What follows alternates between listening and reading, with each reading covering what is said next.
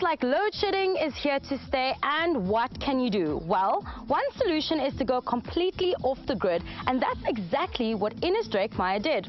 Let's see how. Well, actually, before we do, who would have thought that a high-tech green solution could exist right here in the bush? Well, we've arrived at quite an epic house, and I'm guessing that this is the doorbell.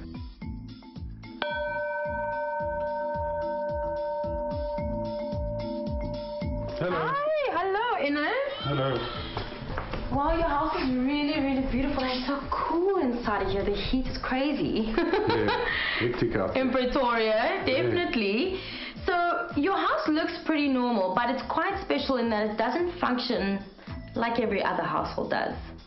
Yeah, it basically does function like any other house. There's no radical difference to that. We use all the same devices, and we live the same lifestyle and do the same things as everybody else would do. We just power it differently. So that's the thing. It's just powered differently. Simple. Awesome, and I'd love to hear more about how this all comes together. Yeah, so shall we? Yeah, we can have a stroll through the house, and you can see what everything looks like, and then we can move on to the way we do it. Love it. Correct. So this is the fireplace, and that's what we use for heating. It's sufficient heating for us. And then we have an old wooden stove that in the winter it's great to use because it's very nice to cook on, plus adds additional heat from the wood fire inside. And I'm sure a good old hot chocolate would go down very well in winter from that stove. Yeah, sure.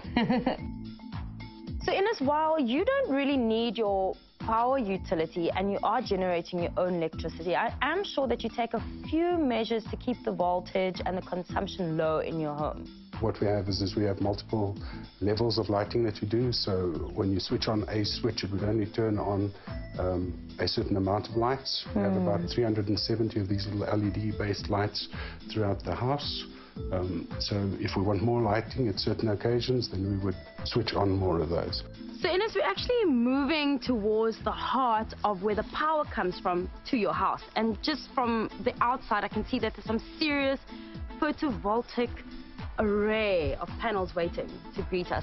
They move. How does that actually make it more effective? For the photovoltaic panels to function at optimal performance, they need to be perpendicular to the sun. So what we do is in the morning we turn the panels so that they face east and as vertical as possible. And then slowly during the day we rotate them from east to west and change the pitch to more horizontal.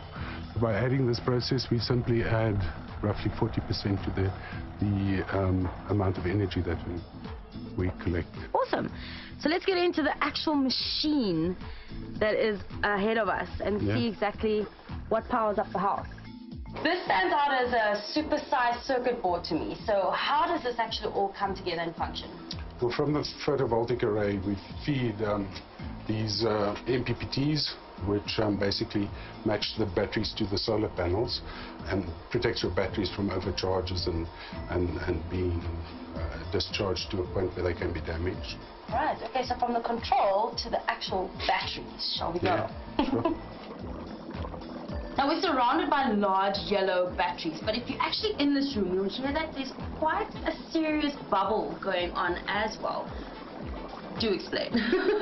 But during the charging process of batteries, they release a gas, and that's basically like a boiling kettle, releasing the steam out of the kettle. So you have the same effect, and the smell. There's a bit of a smell in the room as well, and that's the process of charging the plates within the battery to a potential difference that then stores the energy. So basically, we have two banks of batteries.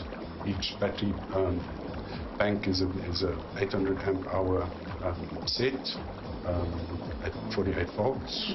So Inus, the batteries is not where it stops. You actually have a few other gadgets up your power sleeves to show us. To have a normal household, you need to run a conversion device that actually converts the battery voltages into normal electricity, as everybody would know. Okay, and that's what we see down here. And this is a inverter that does that for you. For convenience sake, we simply added in metering devices, which gathers information of what energy we collect and what is consumed, and then the balances are just sent off in an SMS basis. Through the SMS stuff, for instance, with the solar array, when there's a high wind situation, the solar array would go horizontally flat to ensure that there's no wind resistance against that.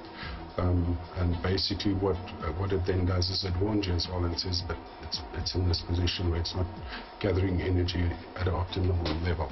While I can sense that you've got a serious system going here, I also sense that you're very, very aware of still conserving power as much as you can and being as sensible as you can with it. And I love that. So here's to going green and being off the grid.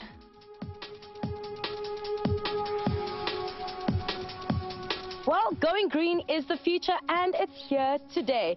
You too can do it as low or high-tech as you want it. Hop online for all the solutions to start your green journey at edge.htxt.co.za. That's it from me. Stay in touch and stay on the edge. #EdEdge.